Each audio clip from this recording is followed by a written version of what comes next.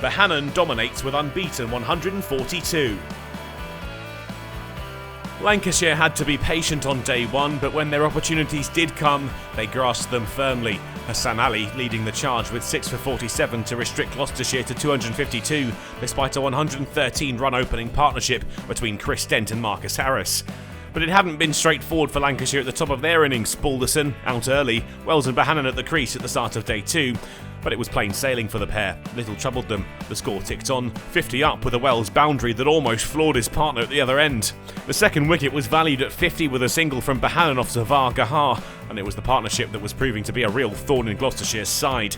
It was still all going to plan for the hosts, and there was plenty more for them to enjoy. 100 runs on the ball, and then a 50 for Wells, scored off 110 balls, reached with a single off Hammond. Bohannon, though, would have to wait, 4 short when lunch was taken. The score 103 for 1, another fine session for Lancashire. The Lancashire number 3 had his moments after tea, the edge off Higgins uppish but effective. He joined his colleague on 50 runs, scored off 106 balls, and in the process brought up the 100-run partnership. Wells could go no further though. Gahar found the pads, and up went the umpire's finger. Out, LBW for 59. Croft found scoring opportunities hard to come by initially, but he was happy to play the foil to Bohannon, who continued his charge. He was taking Lancashire's deficit below 3 figures now.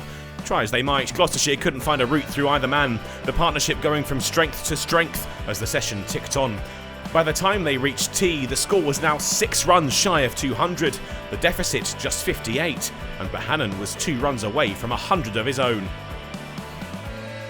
There would be few nerves on show from Josh Bohannon after the break, but the relief was clear when he turned Dale into the leg side for a boundary.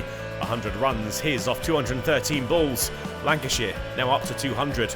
His stand with Croft was worth 100 runs with a single off Gahar. Bohannon had scored 66 of them. He would have to bid adieu to his partner though, after plugging away for hours. Gloucestershire had their 3rd wicket, Croft bowled by Gahar. Bohannon didn't rest on his laurels. The captain was now at the other end with the best seat in the house as the number 3 kept up the pressure.